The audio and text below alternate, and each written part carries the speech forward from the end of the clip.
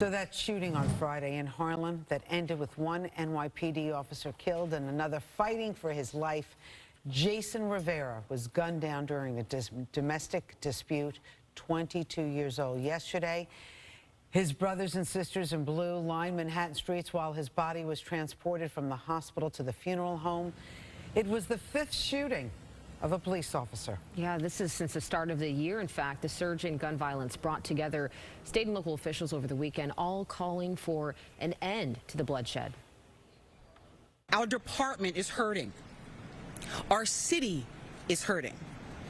It is beyond comprehension. I am not sure what words, if any, will carry the weight of this moment and what we are feeling. Late yesterday, Governor Kathy Hochul announced a new task force aimed at getting illegal guns off the street. Joining us this morning from Albany, New York, Lieutenant Governor Brian Benjamin. Nice to have you on Good Day New York.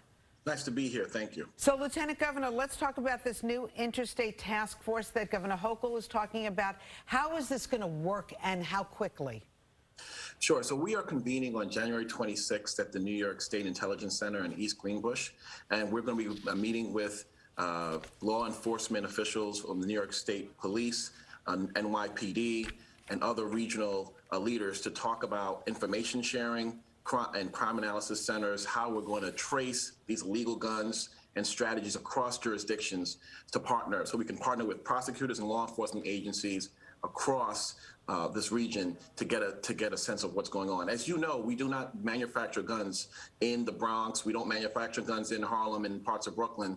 These guns are coming from other states, and so we have to work together. Historically, there have been work across regions on one-off events. What we are looking to do here is to have a comprehensive plan and more sort of institutional sharing of information so that we can get ahead of some of these issues and really get a sense of what's going on with these guns that are coming into New York State. Well, we hope it works. You know, when you were in the Senate, criminal justice reform was your top priority.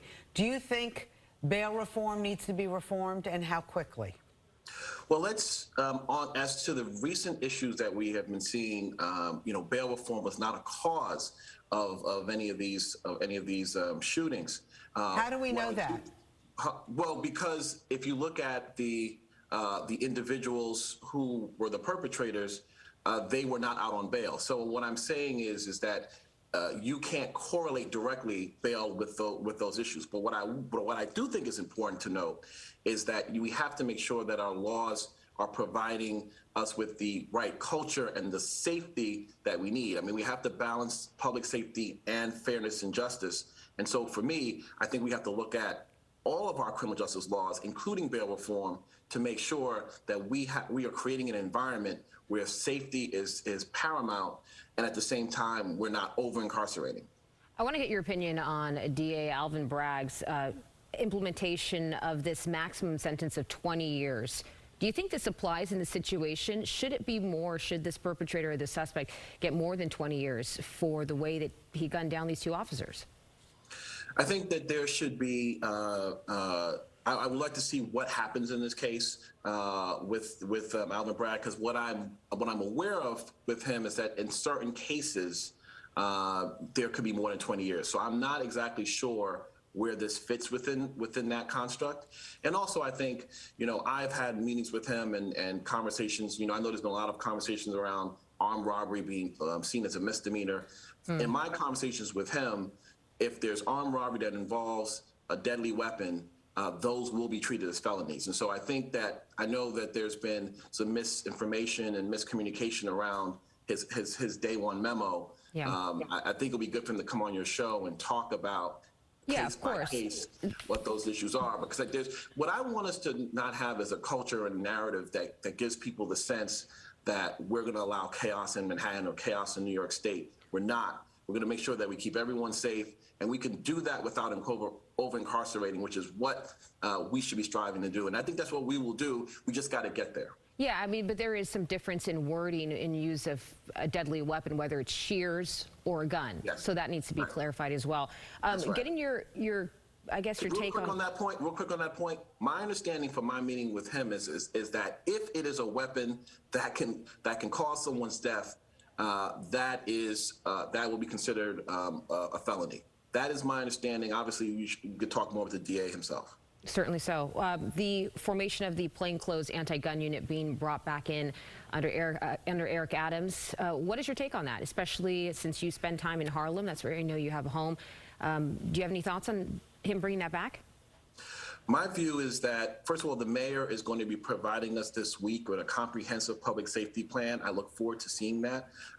Look forward to hearing what his thoughts are in terms of what Albany needs to do to be of assistance in that on that front. You know, the governor, since she became the governor, has been very clear that we want to work with local municipalities to ensure that we have a collaborative approach to public safety and every other issue. And so I look forward to seeing his full plan. And then once I see his full plan, I'll have a better determination on what I think makes most sense comprehensively. For me, it's all about keeping people safe. I have a family. We all have families in New York. They're young kids who need to go to school, seniors who need to go to stores. You know, quality of life is an important issue in New York City and New York State. And so we need to do everything we can to provide that. So I'm just wondering, what is your theory on this recent surge in gun violence? Because some people feel like we have emboldened the criminals with a lot of the talk that's out there right now. What is your thoughts on this?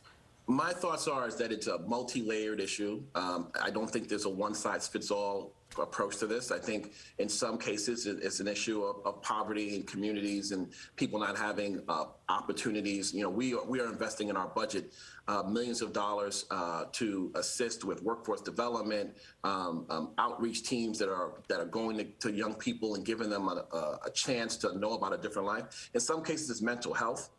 Some cases, it's homelessness. I think it's a range of issues, and so I don't subscribe to this one overarching theory. I think the issue, and in some cases, it's people just, you know, they're not good people, right? So how do we address that? I think it's a multi-layered approach, and I think we have to deal with it comprehensively.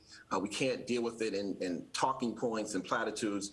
We have to really sit down as leaders, city, state, and federal, to work together to try to create a better environment for everyone. Right, and the homeless task force that the governor is sending to New York, I guess within the next week or two, is it going to be different than what we've already dealt with, where, you know, whoever is in that task force gives the homeless person an option? Would you like to go to the shelter? Oh, you don't? Okay, then stay here. Because obviously there's got to be some kind of change, otherwise it's the same old stuff. I couldn't agree with that more, and I think that's where the devil is in the details here. We are investing money in sort of mental health facilities and hospitals in our budget. I mean, obviously we have to get that passed, where we are going to be really trying to find real locations for folks, and we're having other conversations around community-based centers and churches that can possibly be utilized as places for people to go, so they're not on the street, and how we deal with, at least in Harlem, how we deal with issues around those who have sort of addiction issues and how they're getting their methadone, et cetera. You know, where we're clustering people in neighborhoods and creating issues where, you know, we think that there should be bringing those sort of support services to people where they are, as opposed to bringing them all to one place. I think there are a number of pieces to this puzzle which has to be worked out with the city. I mean, this is why it's so important that Mayor Adams and Governor Hochul have a good relationship, because we cannot deal with this issue without working across city and state lines. Well, we wish you well, because we want this city to be well. Lieutenant Governor Brian Benjamin, we appreciate it. Thank you so much. Thank you.